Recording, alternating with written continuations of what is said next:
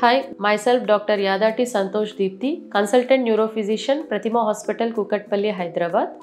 Today I want to speak about diabetic peripheral neuropathy and I want to create awareness about diabetic peripheral neuropathy. So diabetic peripheral neuropathy ante enti?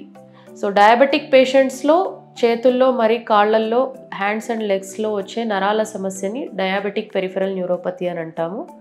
So యూజువల్గా 10 years లోపు diabetes diagnose అయ్యి 10 years లోపు కూడా ఈ సమస్యతో present అవుతూ ఉంటారు. చాలామంది అయితే 10 years దాటాక 10 years అబోవ్ డయాగ్నోసిస్ వచ్చిన 10 years తర్వాత 50% ఆఫ్ పేషెంట్స్లో ఇలా డయాబెటిక్ పెరిఫెరల్ న్యూరోపతి అనే సమస్య వస్తూ ఉంటుంది. సో ఎందుకు వస్తుంది అంటే మన షుగర్స్ కంట్రోల్లో ఉండక high sugar content in the blood అనేది చిన్న చిన్న రక్తనాళాలు ఏవైతే నరాలకు సప్లై చేస్తాయో ఆ రక్తనాళాలు సరఫరా సరిగ్గా లేక నరాలకి రక్తం సరఫరా సరిగ్గా అందక సరిగ్గా పనిచేయకుండా ఈ సమస్య అనేది వస్తుంటుంది.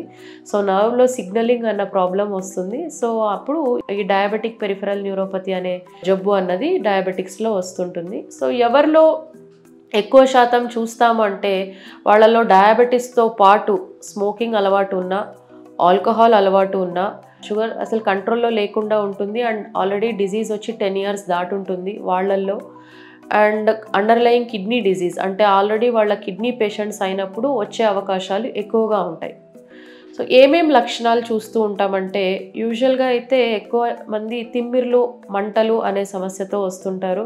కొద్దిమంది మొద్దుబారింది అన్న ప్రాబ్లంతో వస్తారు. కొద్దిమంది కండరాలు వీక్ అయిపోయి పనిచేయట్లేదు, కాళ్ళు చేయి కదిలించడానికి రావట్లేదు అన్న కంప్లైంట్తో వస్తుంటారు. క్రాంప్స్ అంటాం, అంటే కండరాలు పట్టేసుకొని కొంచెం సేపు మసాజ్ చేస్తే కానీ ఫ్రీ అవ్వని కండిషన్, ఆ కంప్లైంట్తో వస్తుంటారు. సో ఇలా రకరకాల లక్షణాలతో వస్తుంటారు. 50% మెంబర్స్కి అసలు ఏ సిమ్టమ్స్ ఉండవు. అసలు ఈ న్యూరోపతి వాళ్లకు అటాక్ అయినట్టు కూడా లక్షణాలు ఉండవు. వాళ్ళు రావటమే ఒక అల్సర్తో వస్తుంటారు. నాన్ హీలింగ్ అల్సర్ అంటే పుండ్ అయింది, అల్సర్ అయ్యింది, అదేమో హీల్ అవ్వట్లేదు అన్న సమస్యతో వస్తారు. అప్పుడు చెక్ చేసినప్పుడు వాళ్ళకు అండర్లయింగ్ న్యూరోపతి ఉన్నట్టు డయాగ్నోజ్ అవుతుంటారు. సో ఇప్పుడు మనం దీన్ని ఎలా అవాయిడ్ చేయాలి అన్నదే మనకు మెయిన్ ఎయిమ్. ఆల్రెడీ వచ్చిన దానికంటే రాకుండా అవాయిడ్ చేయడం ఎలా?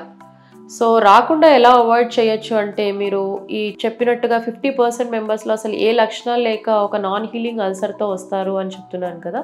సో అలా కాకుండా ఇయర్లీ చెకప్ చేయించుకున్నట్లయితే ఇలాంటి నాన్ హీలింగ్ అల్సర్స్తో ప్రజెంట్ అవ్వడం అన్నది తగ్గుతూ ఉంటుంది. సో ఇప్పుడు గైడ్లైన్స్ కూడా ఇయర్లీ వన్స్ ఖచ్చితంగా ప్రతి డయాబెటిక్ పేషెంట్ వాళ్ళ నరాల పరీక్షని చేయించుకోవాలి వాళ్ళ న్యూరో ఫిజిషియన్ దగ్గర.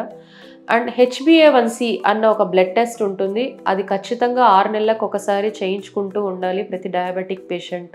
దాని లెవెల్ 7 దాటకుండా ఉండేలాగా చూసుకుంటే we can avoid getting peripheral neuropathy, diabetic peripheral neuropathy.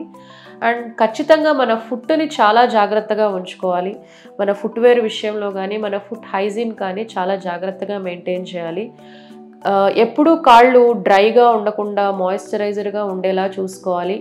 ఎప్పుడు క్రాక్స్ ఇలాంటివి రాకుండా చూసుకోవాలి. అదే అల్సర్గా టర్న్ అవుతూ ఉంటుంది. సో ఎప్పుడు డ్రైగా లేకుండా మాయిశ్చరైజర్గా ఉంచుకోవాలి.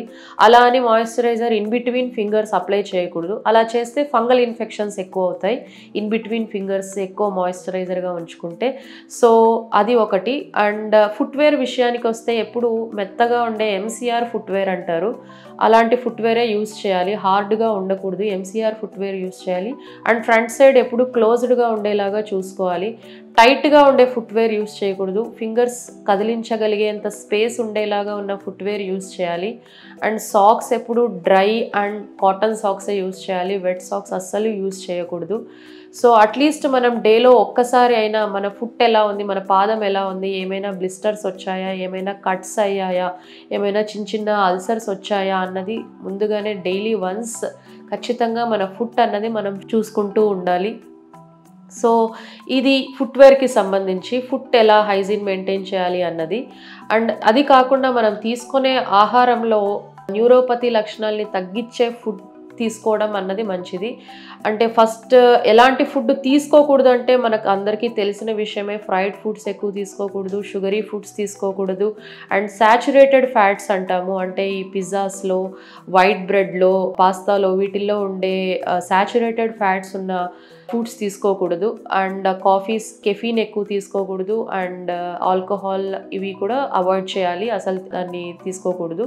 ఎలాంటి ఫుడ్స్ తీసుకోవాలి అంటే green leafy vegetables and magnesium rich foods. Magnesium అన్నది నర్వ్కి చాలా important. So magnesium rich foods like గుమ్మడికాయ, pumpkin, carrots and all nuts, dry fruits అంటాం కదా, నట్స్ తీసుకోవాలి. అండ్ నాన్ వెజ్ విషయానికి వస్తే ఫిష్, సాల్మన్ ఫిష్ అంటాం, అండ్ చికెన్ కూడా తీసుకోవచ్చు. B12 రిచ్, B12 ఉంటుంది వీటిల్లో అంతా. సో B12 కూడా నర్వ్కి చాలా important. So B12 rich food, magnesium rich foods తీసుకుంటూ ఉండాలి. Along with that green leafy vegetables and whole grains అంటాము. హోల్ గ్రెయిన్స్ అన్నవి చాలా ఇంపార్టెంట్, లైక్ ఓట్స్ కానీ, హోల్ వీట్ కానీ, ఇలాంటివి మన ఫుడ్లో ఎప్పుడూ తీసుకుంటూ ఉండాలి.